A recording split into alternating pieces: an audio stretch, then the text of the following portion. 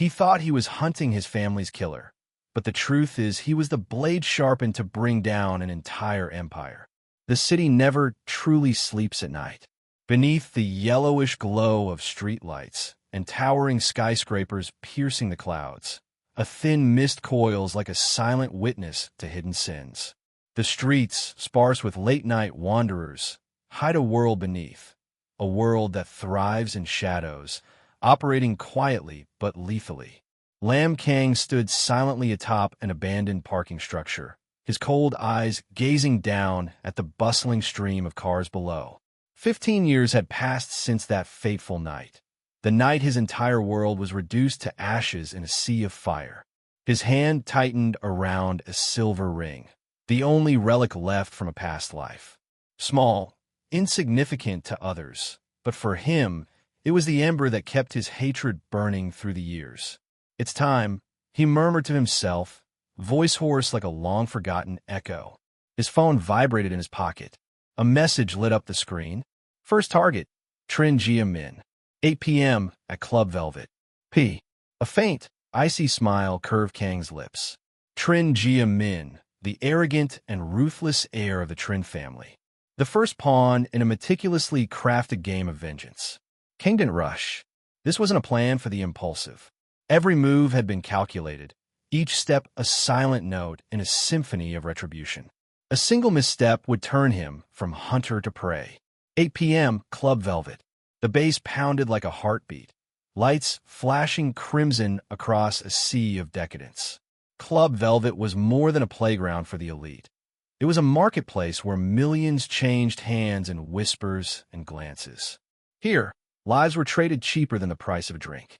Lam Kang entered, his presence commanding attention. A tailored black suit hugged his frame, his hair slicked back, and his sharp gaze cut through the haze of smoke and lust.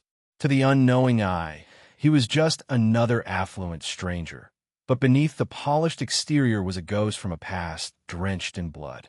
In a VIP corner, Trin Jia Min laughed boisterously, two women draped over him like accessories, expensive liquor flowing like water. Around him, for bodyguards loomed, alert despite their feigned disinterest. Kang approached the bar, signaling subtly to a familiar bartender. Without a word, a blood-red cocktail was placed before him, along with a discreetly hidden slip of paper beneath the glass. VIP Room 3. He leaves at 10 p.m. Plan B. A nod was all Kang offered in response. P. The enigmatic informant had never failed him. 10:05 p.m. Trin Jia Min swaggered out of the private elevator, exuding the arrogance of a man who believed himself untouchable. What he didn't know was that death had been stalking him all night. Kang, concealed in the shadows, activated a small device in his pocket. The corridor cameras blinked, then died, granting him a window of invisibility. As Kang stepped from his hiding spot, blade poised, a voice cut through the silence behind him. Not yet, Lam Kang. His body froze. That name, no one had spoken it in 15 years. Spinning around, Kang faced a stranger, an unfamiliar face, but with eyes that spoke of dangerous knowledge. Who are you? Kang's voice was low, his fingers tightening around the hidden dagger. The man smirked, stepping closer, his whisper chilling. I'm the one reminding you.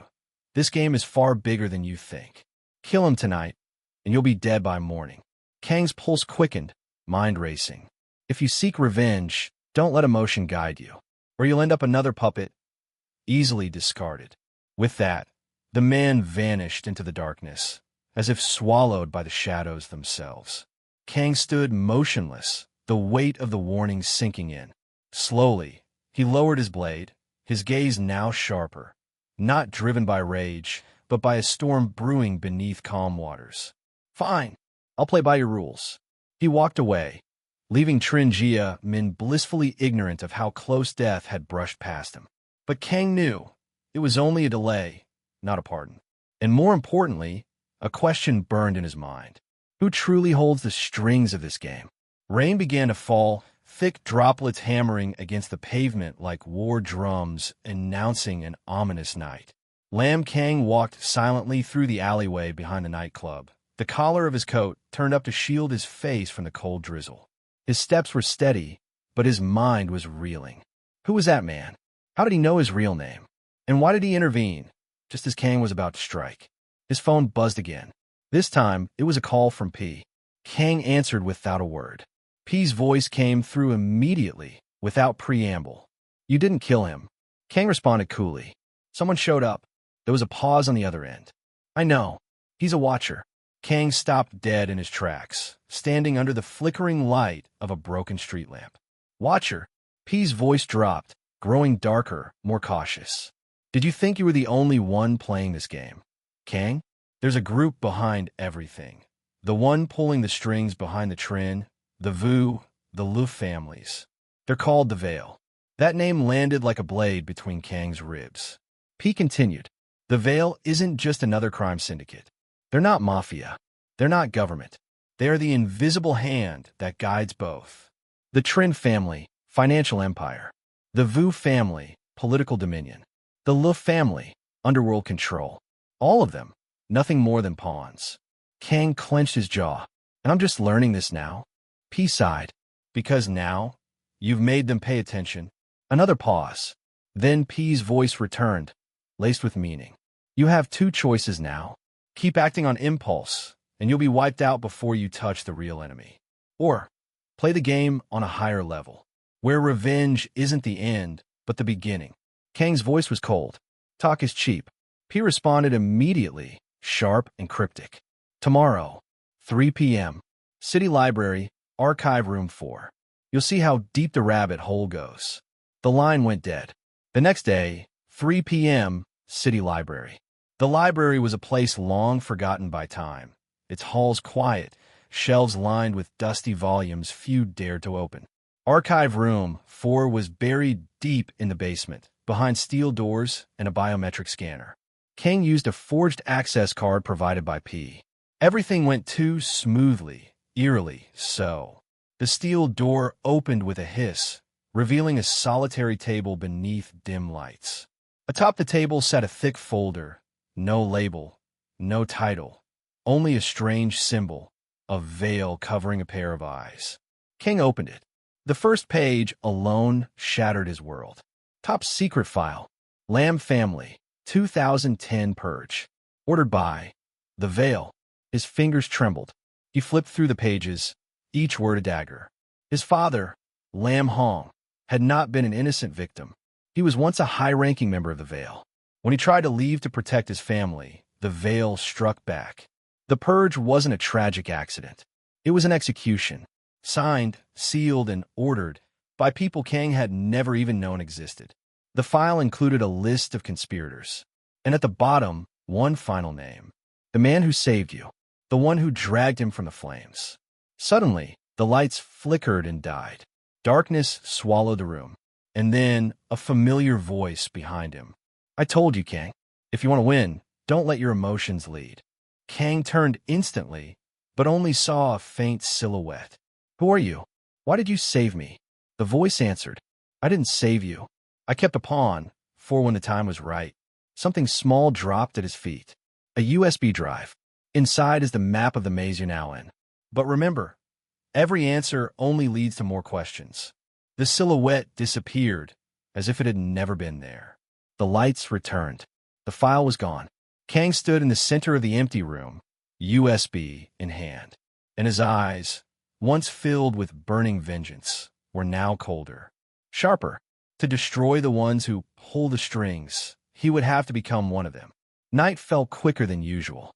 The sea of neon lights could not chase away the chill creeping through the city. Lam Kang sat inside a modest, dimly lit room tucked beneath a decrepit coffee shop, the temporary war room he had selected to execute the next phase of his plan. In his palm rested the small, black USB drive, the very one dropped by the mysterious stranger inside the archive room. Tiny, but weighty enough to hold the fate of his entire life. He plugged it into his laptop. The screen came to life with a dark, minimal interface. No labels, just a massive network map, intricate and pulsating with hundreds of glowing nodes. Each point represented a contact, a location, or a name, all belonging to the Veil. At the center, highlighted in crimson, was a single word. Nexus. Core control node. Then a new line of text appeared. Welcome to the real game, Lamb Kang. Kang's fingers danced across the keyboard, trying to navigate deeper into the system. But just as he typed a command, the screen flickered red. A countdown began. 010, 009, 00:08. Shit. He yanked the USB out just as the system shut itself down. His laptop died instantly, wiped clean, locked out.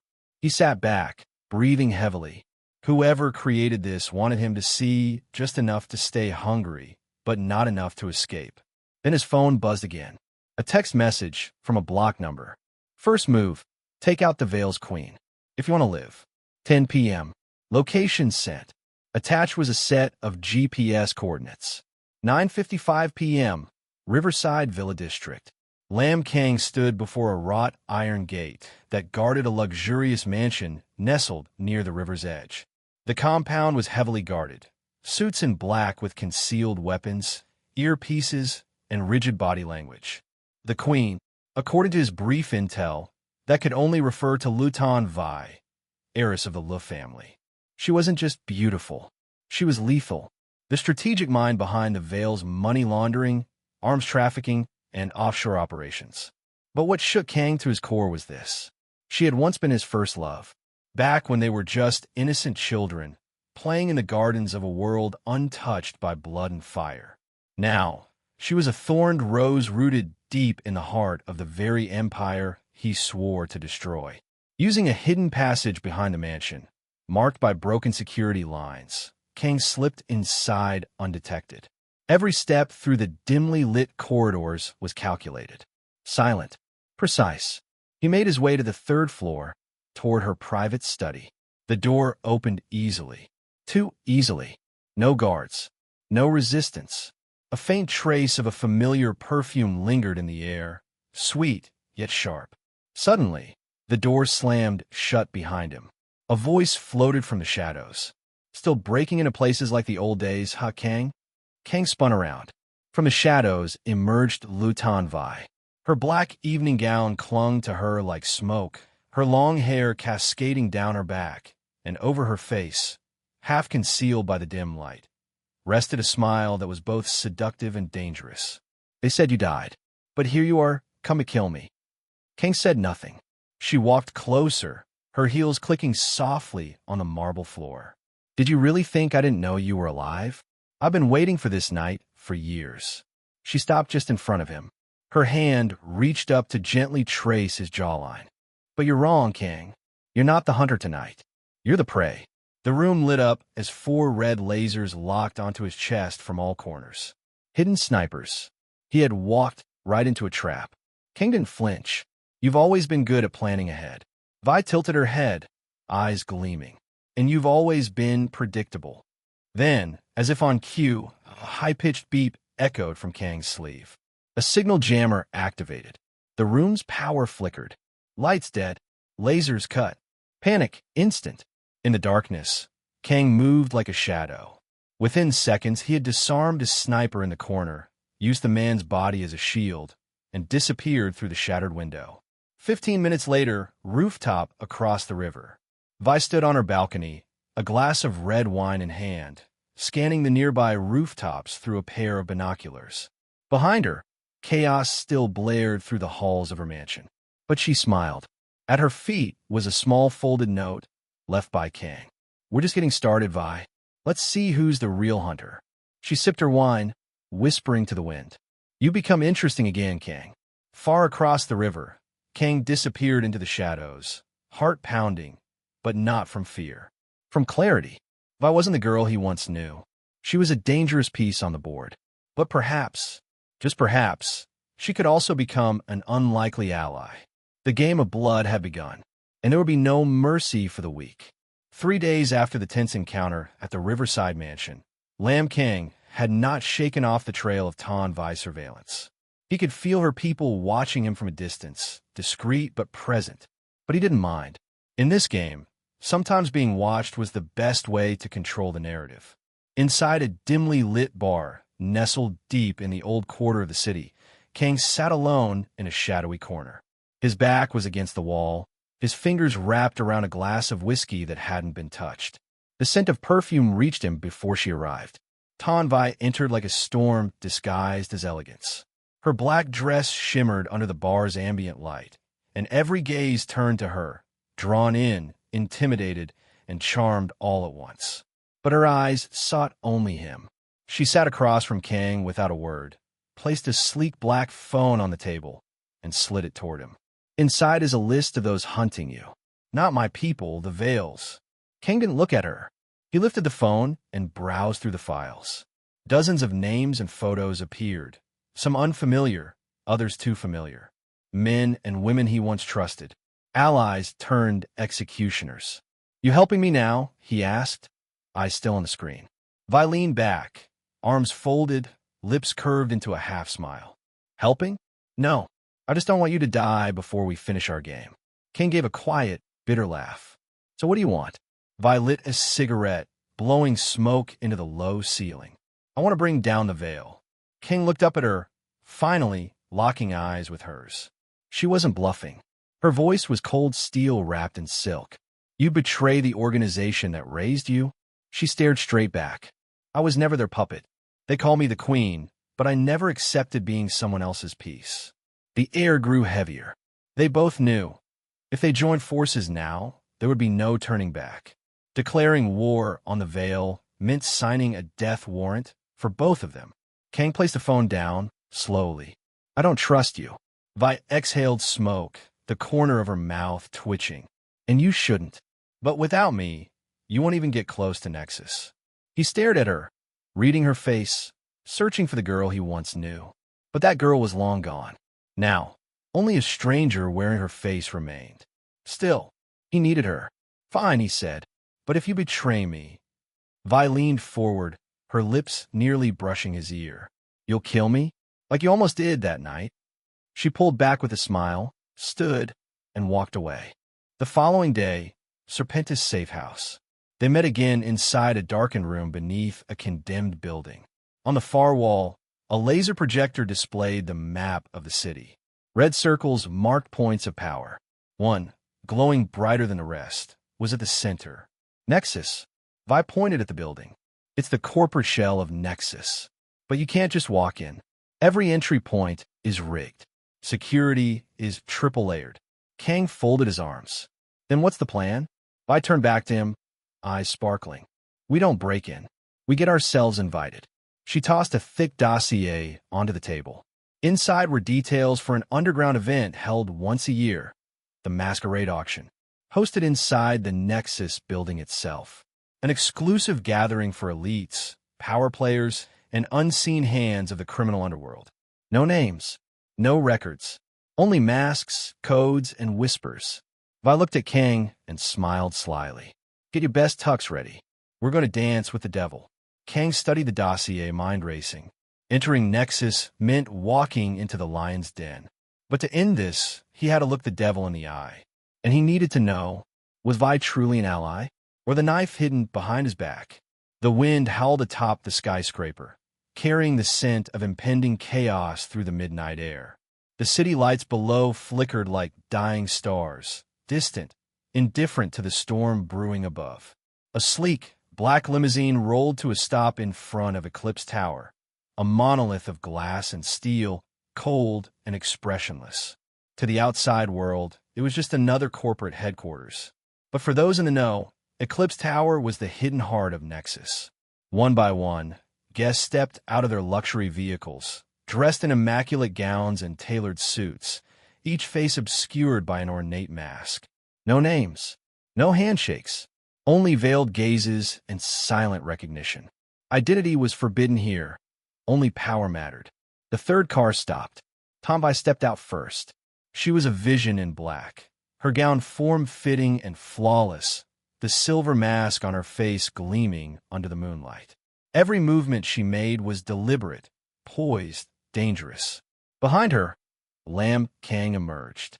Dressed in a midnight tuxedo and a jet-black mask, he exuded an air of silent command. No one recognized him, and that was his greatest weapon. Vi leaned in close, whispering just above the din of the arriving crowd. From this moment forward, you are bitter 27. Stay sharp. No names. No mistakes. Kang gave a subtle nod, his eyes scanning the crowd. Here, every person was a wolf in velvet. Inside the grand hall, the ballroom was a cathedral of decadence. Massive chandeliers glowed like captured suns overhead, reflecting off marble floors and golden railings. Soft classical music played in the background, a perfect mask for the predatory stillness beneath. Laughter echoed. Glasses clinked. Masks hid intentions. On stage, a man in a crimson cloak stepped forward. His face was concealed by a gold mask adorned with feathers. He raised both hands. Welcome to the masquerade, where secrets are currency and power is the prize. Polite applause filled the hall. Kang and Vi navigated the space with care. Every guest was a potential enemy, an informant, or worse, an executioner in disguise. Vi led him toward the back, near the restricted corridors. She whispered without turning. The server access point is downstairs, through that hall. We have 20 minutes. Once inside, upload the drive. Kang checked his pocket. The modified USB drive P had left him. It contained a network virus meant to destabilize Nexus from the inside. But as he moved, a chill ran down his spine. A presence. They were being watched. Underground, Nexus core. The corridor was sleek, silent, clinical. Every door was sealed with biometric locks. Kang swiped the clearance card Vi had given him. The door clicked open. Inside, a single chair sat in the middle of a circular room, surrounded by screens. A man sat in the chair, his back to Kang, his figure unmoving. Then the man spoke. I've been expecting you, Lam Kang. The voice was low, measured, calm. Kang raised his pistol. Turn around. The man did, and Kang's blood ran cold. No, no, this can't be. Lum Huang, his father. The man he thought had burned to death in the fire that destroyed their family. Here he was, alive, changed, older, but undeniably him. My son, Lam Hong said with a faint smile. You've finally come. King took a step back, gun still trembling in his hand. You your Nexus? Lam Hong nodded slowly. I never died. I simply returned to where I belonged. He gestured at the screens, the web of data, surveillance, names, faces. This is what controls the world. Not laws. Not justice. This. Kang's voice was strained. You let them kill our family for this? Lam Hong stepped forward. It was the price of control. The pain, the rage, the years of grief. It all crashed into Kang at once. He raised his gun. Lam Hong did not flinch. You can shoot me, or you can inherit it. Kang stared, torn between blood and bloodshed. Suddenly, red lights flashed. Alert. Intrusion detected. A voice crackled through the intercom. Unauthorized presence. Security lockdown engaged. Lam Hong smirked. You brought her here, didn't you? Vi. She thinks she's in control, but she's always been a pawn. Kang's eyes widened. Vi. You had to get to her. Lam Hong stepped aside. Go. Save her. But remember, if you want to win this game, you'll need to become the monster you hate. The blaring alarm was like a scream inside Kang's skull. Red lights spun furiously. The sterile calm of the Nexus core had vanished, replaced by chaos. He stood frozen, eyes locked on Lam Hong, his father, the monster behind the mask. You need to choose, Kang, Lam Hong said calmly. There's no more time. The steel door behind them hissed. Four black-armored security agents stormed in, rifles raised. Kang reacted on instinct. He dropped to the floor, rolled behind a console, and fired twice, 2 clean shots, both guards down. But there were more, and his bullets were few. Lam Hong watched in silence, as if observing a test. Another guard entered, firing wildly. A bullet grazed Kang's shoulder. Blood soaked through his suit. He gritted his teeth, stumbled toward the server hub, and slammed the USB drive into the main console. The system flared. A screen lit up, demanding authorization. Kang entered the code given by P. The virus uploaded. Then, upload failed. External override detected. Kang's face dropped. He spun to look at his father. Lam Hong smiled. Did you really think you could infect a system I built? Kang raised his weapon, rage boiling in his veins. You're not my father. You're just another tyrant. Lam Hong didn't flinch. You're right. But I'm the tyrant who kept you alive. Suddenly, boom, an explosion rocked the building. Smoke filled the hallway outside. Then, Kang, this way, a voice called through the haze. Tang Vi. She appeared at the door, blood on her face, a weapon in her hand, eyes locked on him. Come on, she shouted. Kang looked once more at his father. Then he ran. 5 minutes later, emergency escape route. They ran through a maintenance tunnel beneath Nexus. Vi was limping slightly, blood trailing down her leg. Kang's shoulder burned, but he pressed forward. Alarms wailed overhead. Distant gunfire echoed through the walls. How did you find me? Kang asked between breaths. Vi shall look at him. I hacked into their emergency feed. You left a trail. She paused. You saw him, didn't you? Kang didn't answer. The silence was enough. I'm sorry, she said. Kang shook his head. He chose power over family. He made that decision. Not me. They reached a ladder leading up. As they climbed, Vi whispered, we need a new plan, one that doesn't involve walking into their trap again. Kang paused on the last rung. His voice was low. No more plans. Next time, we burn it all down. That night, rooftop safe house. Kang sat shirtless, cleaning his wound in silence. Vi handed him a cloth, then leaned against the wall, exhausted. The city glowed beneath them, oblivious. He offered you Nexus, didn't he? She asked. Kang nodded. He said I could inherit it. Vi turned to face him. And he looked at her, eyes dead calm. I'd rather die free than rule the world in chains. Vi studied him for a moment. Then, without a word, she sat beside him. Close. Their shoulders brushed. The silence between them shifted, less like a wall, more like a door left ajar. Kang looked at her. If this ends tomorrow, I want you to know, I never doubted you. Vi blinked, surprised. Even when Jia Min said, I don't care what he said, Kang interrupted. He reached into his coat and pulled out a device, a metal badge engraved with a serpent devouring its own tail. The mark of Serpentis. Vi's eyes widened. Where did you get that? Kang's voice was calm. It's time we bring in someone the Veil is afraid of. The helicopter descended into the heart of an ancient forest far outside the city limits, its blades slicing the mist like knives through silk. Below, the treetops parted to reveal a landing pad surrounded by nothing but wilderness and whispers. Here, no GPS signal could penetrate. No phone worked.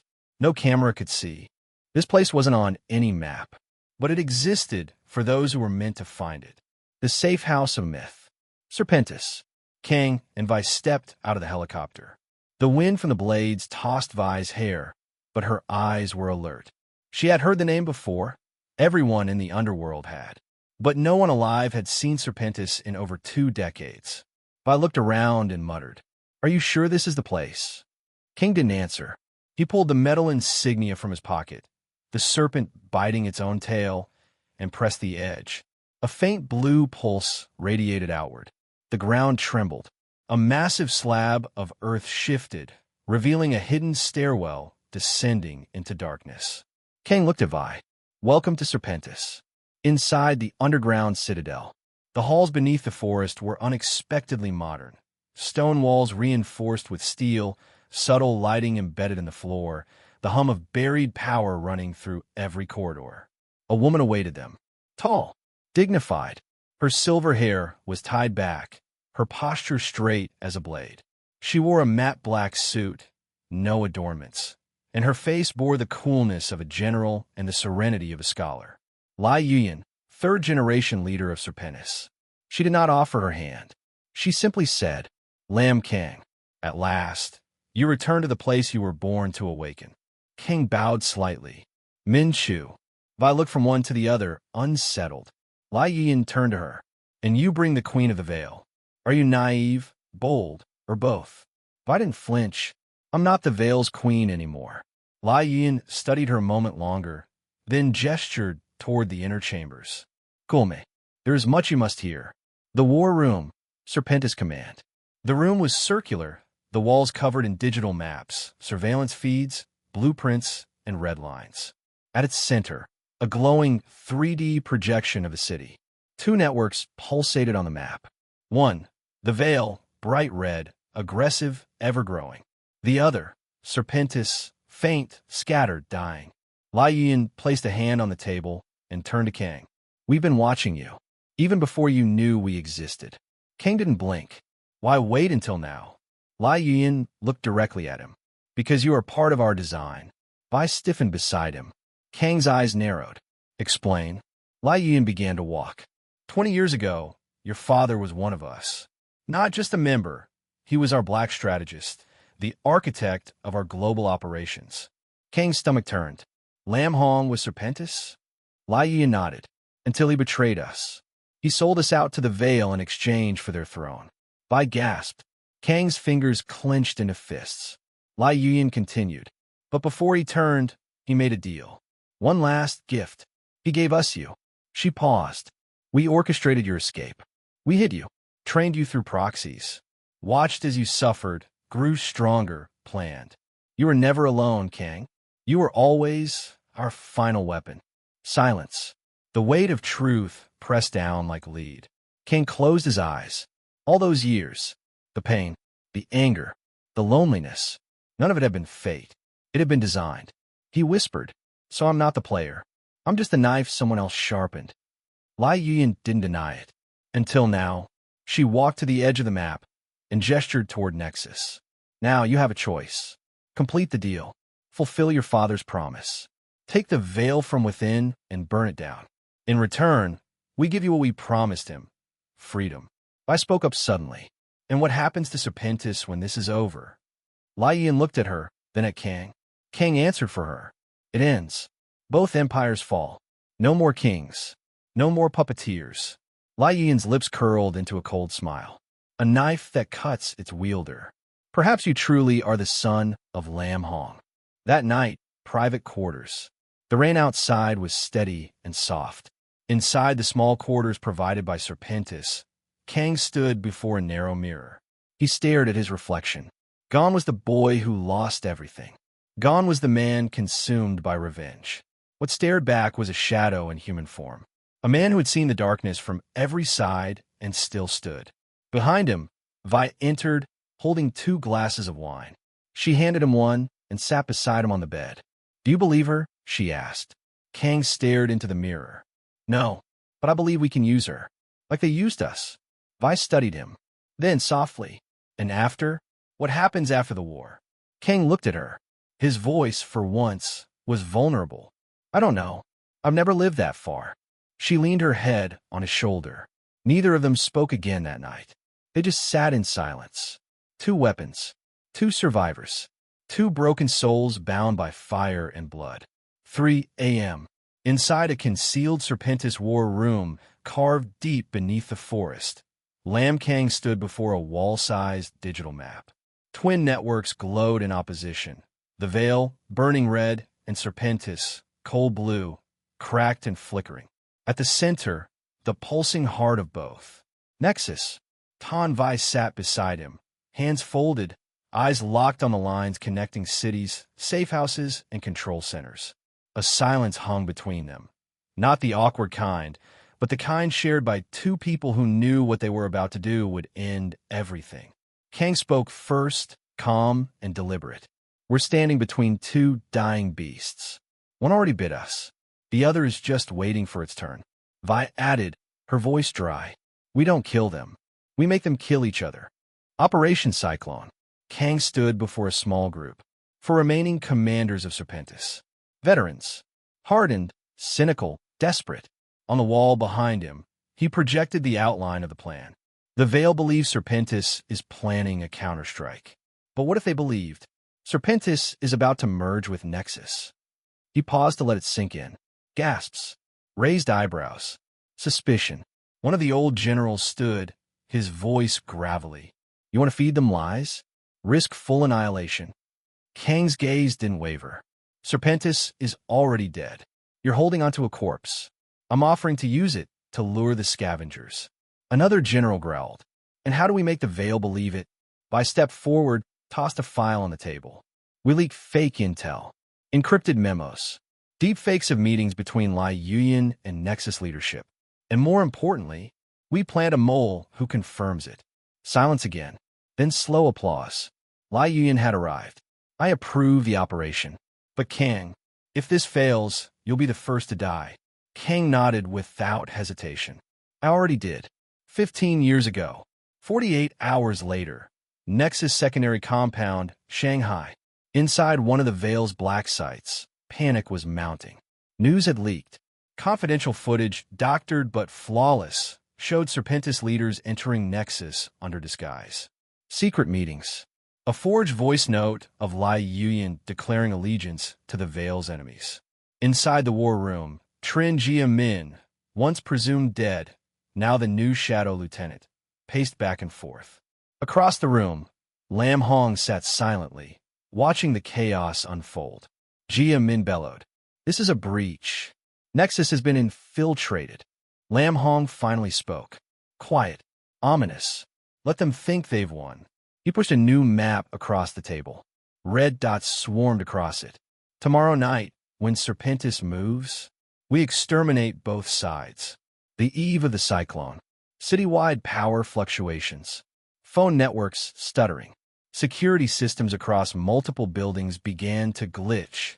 It wasn't coincidence. It was orchestration. Kang's eyes watched the feed from a stolen control terminal. Beside him, Vi adjusted her earpiece. All Veil units are moving. They've taken the bait. And Serpentis? Half of them think the merger is real. The rest are watching, waiting to strike. Kang stared at the map. Then it's time. The fire begins. A rundown warehouse in District 13. Midnight. Dozens of men from both Serpentis and the Veil converged on the same coordinates. Each thinking the other had betrayed them. Each armed to the teeth. The first bullet was fired by accident. The next 100 were not. Within seconds, the building erupted into gunfire, smoke, screams. Kang watched from a rooftop. They've turned on each other. All it took was one seed of doubt. Vi turned to him, her voice low. "We need to plant one more. To destroy them both." She handed him a phone. It was connected to Nexus internal mainframe. And inside it, blackout protocol. A virus written to erase the Veil and Serpentis from the digital map. Forever. Once you activate this, there's no going back. Kang stared at it, then activated the upload. Uploading blackout protocol. 34%, 58%, 93%. Then the line cut. A new voice came through. Male. Cold. Familiar. "Nice trick, Kang. But here's one you didn't see coming." Trin Jia Min. Alive. Watching. Vi worked for me. She always did. Twist. The old enemy returns. Kang froze. His pulse raced. Vi turned to him, horrified. "That's not true." But Jia Min laughed. "She killed her old lover for a higher bid. You think she wouldn't betray you?" Kang's hand tightened around the phone. "Vi, tell me he's lying." She stepped back, eyes filled with something unreadable. I worked for him. Years ago, before I met you again. But I never betrayed you." Another voice cut in. Upload complete. Blackout protocol activated. It was too late. Even if she had betrayed him once, even if she hadn't, the world they knew was already burning. Warehouse. Inferno. The final stage of the trap triggered. Explosions. Data centers collapsing. Cameras dying. Thousands of secret files, offshore accounts, weapon caches, all reduced to ashes in the algorithm. Vi dragged King out as gunfire rained down. He'd been shot. Shoulder. Again. Blood soaked his shirt. She screamed. "We have to go. Now." A van screeched to a halt. They dove in as the warehouse behind them imploded in flame. 1 week after the inferno at District 13, the city lay in uneasy silence. The power structure of the underworld had collapsed. The Veil and Serpentis, names once spoken in whispers with reverence or fear, were now ghosts, their empires reduced to rubble and encrypted smoke. Lam Kang had vanished. No surveillance, no trace, no heartbeat in any system. Some believed he was dead. Others whispered that he had simply stepped back into the shadows, waiting. But Tan Vi had not disappeared. She had been captured, and she was being held in the most infamous of the Veil's remaining interrogation chambers. The mirror room, Nexus remnant site. Cold, white, silent. A single chair stood in the center of a windowless, mirrored room. Bound to it, arms bloodied, lips split, was Tan Vi. She stared at her own reflection across 4 walls, each mirror reflecting 1,000 broken versions of herself. Then the door opened. Trinjia Min entered. Clean suit, calm gait, smiling. He placed a laptop on the metal table before her. "I thought about killing you immediately," he said casually. "But I'm sentimental. I wanted you to see this first." He opened the laptop. A video loaded. On the screen, Lam Kang, lying unconscious, bleeding, chained to a wall in a darkened room. Vi inhaled sharply. "You bastard." Jia Min laughed. "I told you." He never saw it coming. You were the closest to him. He trusted you. He loved you. And that was his fatal flaw. He pushed a document toward her. A confession. "Sign this. Say that Kang was a Serpentis mole all along. Say he used you. Say he was Nexus enemy." Vi spat blood onto the floor. "Go to hell." Jia Min smiled wider. "He will, unless you save him." Then he left, leaving her alone, with the mirrors, and her guilt. But what Jia Min didn't know was that Vi had left something behind. Somewhere unknown, abandoned military site. Lam Kang was not dead. He was broken, barely conscious, but alive. Inside his torn jacket was a chip, implanted with a signal device no larger than a grain of rice. A signal connected to Vi. From the mirror room, that signal had transmitted everything. Jia Min's confession, his threats, the video, the manipulation. And far away, in a dark bunker beneath old ruins, Serpentis' final remaining technician received it. He initiated Protocol Echo, which meant Kang was still in play. The serpent rises. 10 minutes later, in a distant surveillance van parked outside the mirror room facility, 2 silhouettes prepared their gear. One was the technician. The other was someone unexpected. A woman, wrapped in black, face hidden behind a scarf, eyes burning with fury. Li Win. She had survived, and now she came not as a commander, but as a sword. Back in the mirror room, Vi sat still, her hands trembling, not from fear, but from rage. She whispered softly, her voice cracking, "Kang, you better still be alive." Then the room shook. Boom. Explosions tore through the building. Screams, alarms, smoke filled the vents. The mirrors cracked from pressure. Vi ripped the restraints loose using a sharp edge she'd hidden in her belt lining. Just as the door burst open, a flashbang rolled in. Blindness, deafness, white light. Then, a hand grabbed her wrist, pulled her up. She blinked through the blur, and saw a face she thought she'd never see again. Lam Kang, bruised, bloodied, alive. He didn't speak. He just looked at her, eyes unreadable. Vi tried to speak, but he shook his head. "We need to move." The escape. The hallways burned behind them. Alarm screamed. Automated turrets whirred uselessly. Hacked. Smoke trailed behind their fleeing bodies as they emerged into the night. A helicopter awaited them. Inside it, Li Win. She gave a curt nod, pulled Vi up first. Kang jumped in last. In a moment, the helicopter lifted off. He slumped in his seat, exhausted, but not broken. In the air, Vi leaned toward him. "I didn't betray you." Kang said nothing at first. He just stared out the window at the city beneath them. Then he said, "I know." She exhaled, shaking. "Ow." He turned to her. "Because I would have died if you hadn't made me want to live." Silence. Then Vi leaned in. Their foreheads touched. No kiss, just truth. 2 souls scarred beyond repair, finding something human in each other. And below them, the world that once hunted them, burned. 1 month after Nexus burned, the city was quiet.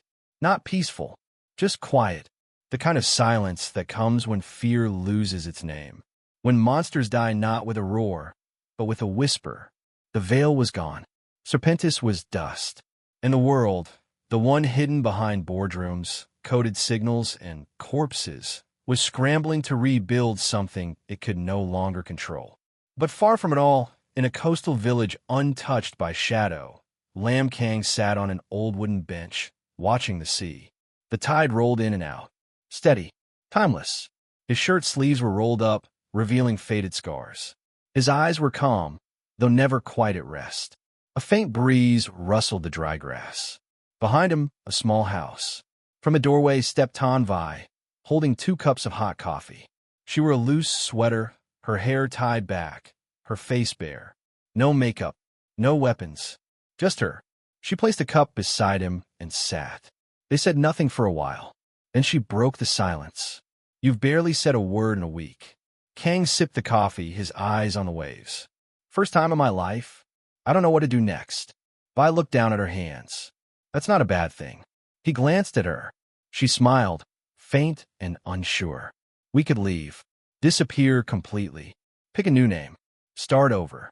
King gave a small laugh. Not bitter, just tired. People like us don't get normal lives, Vi. Vi turned her head, looked at him fully. Maybe not.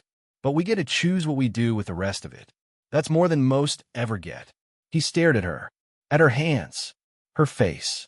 At the woman who had once pointed a gun at his heart, and now shared silence with him by the sea. That night, Kang stood in front of a cracked mirror in the bathroom. He looked older, not by years, but by miles, by the weight of things he had done, things he had become. He pressed a towel against his old wounds, cleaned them slowly, carefully. From the doorway, Vi appeared again. She handed him a letter. No return address. He raised an eyebrow. No one knows we're here. Vi shrugged. Someone does. He opened it. Inside, just one line. The game never ends. P. Kang stared at the paper, then slowly smiled. Not with joy, but with understanding. He folded the letter, put it in the drawer, and walked past Vi without saying a word. Morning. Vi woke up to find him gone. No note. Only a single cup of untouched coffee on the table. And beside it, his ring, the one he had worn for 15 years. She picked it up, held it tightly. Then she read the lines scratched onto its inner edge. If I disappear, don't wait for me. Tears welled in her eyes, but none fell. She whispered to the wind. I'm not waiting, but I'll still be here.